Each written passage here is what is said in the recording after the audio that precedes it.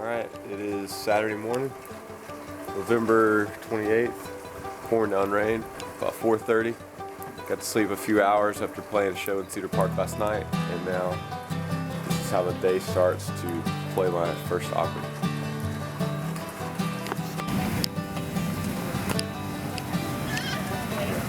Harvest moon, orange sky, empty field out of sight, back end of a dead-end road.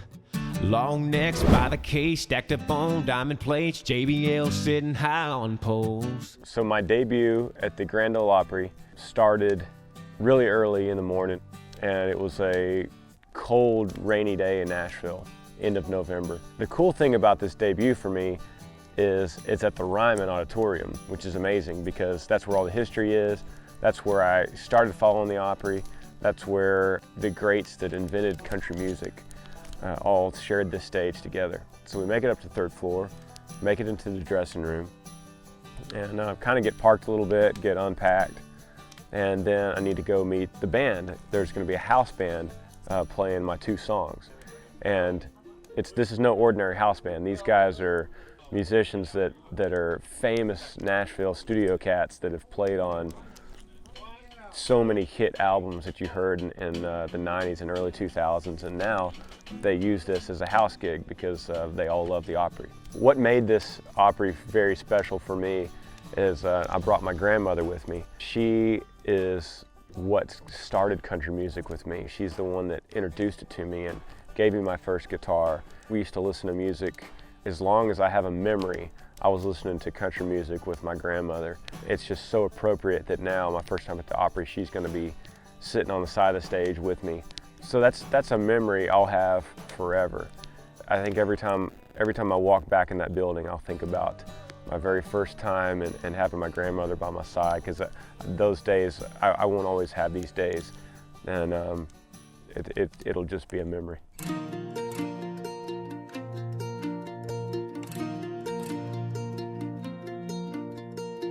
I guess I learned it from my granddad. I like the shirts with the little pearl snaps. I'd die in boots if it was up to me. They'd bury me in blue jeans. Hey y'all, this is Granger Smith. It's my first time to play the Opry tonight.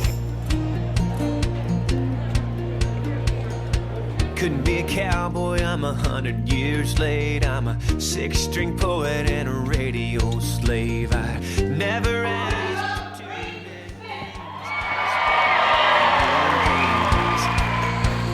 I know, there's so far to go. Got the roots of an oak and a tumbleweed soul. When my time's up, all this good old boy needs is to bury me in blue jeans. On this stage, the very first time I was up here was as a tourist, and I had my CD demo in hand, and this was 17 years ago on this stage. So if you take that and you fast forward 5 years, then I'm playing 3 nights a week back here at Tootsie's, the bar back here. And that's not something to clap about.